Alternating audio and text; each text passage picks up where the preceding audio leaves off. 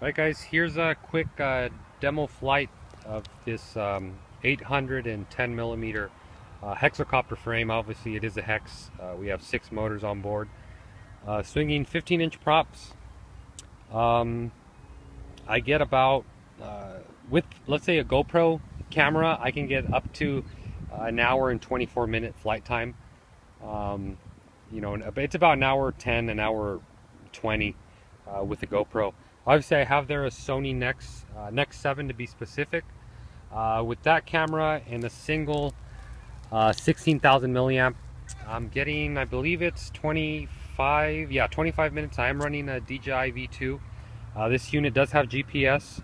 It has return to home. It has auto land if you happen to lose RC signal. You can also expand it to have waypoints, so you can do a fully autonomous flight.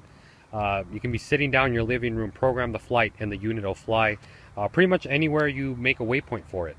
That is, of course, the NASA V2 that's capable of that. I do have a brushless gimbal. You guys may see here on the bottom.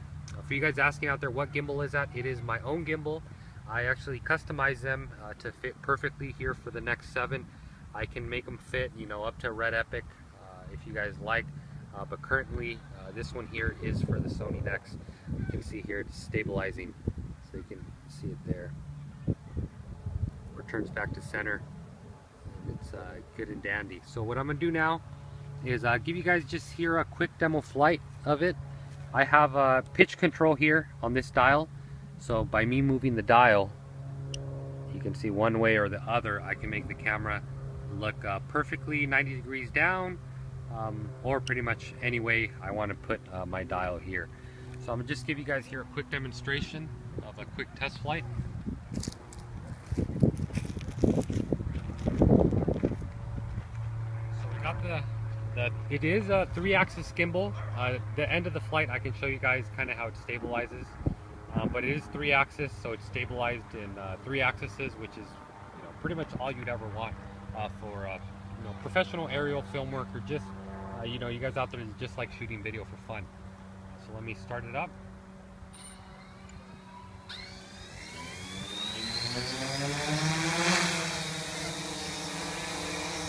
So right now the unit is in GPS mode. In GPS mode, I can literally take my hands off the radio, and it's going to hold its position as best it can. Actually, I have a little bit above that. Right there. Now, right there, it should hold its position.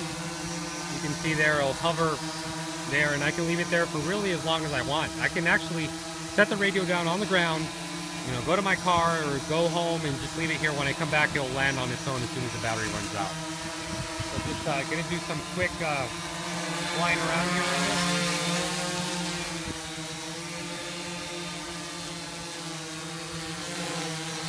Here we're going to tilt the camera down. There, the camera's tilted down, coming up. I'm going to get it a little bit closer so you guys can see that 3-axis gimbal working. So you can see I'm moving the multi-rotor left and right. You can see the gimbal.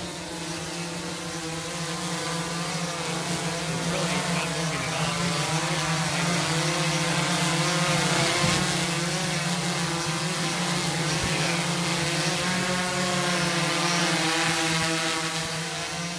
For the yaw, I have the yaw in follow mode, so about 30 degrees each way on rudder, the gimbal will not move at all. You can see there the gimbal stabilized. After about 30 degrees, the gimbal will follow for the pan. You can see it there following. I can set that up on a channel for dual operator as well, and you know, there could be a second operator controlling that.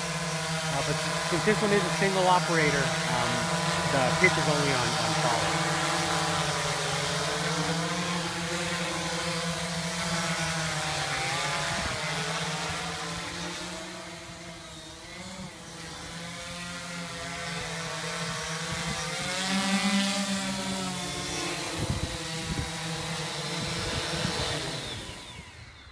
So here I'm going to demonstrate to you guys the 3-axis gimbal. It's kind of hard to show it while it's flying, but let me pick it up.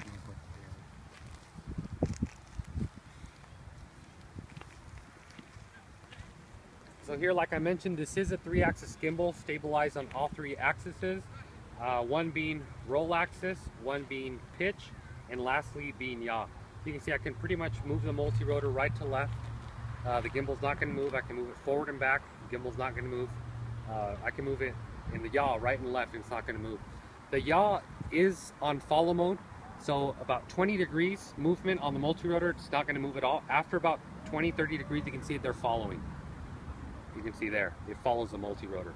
So it's good for the guys doing single-man operator. It's you know, really easy. It leaves one less thing for you to worry about. And that's pretty much it. If you guys have any questions, in the description below, I'm going to leave my email. You guys can email me there if you have any questions whatsoever.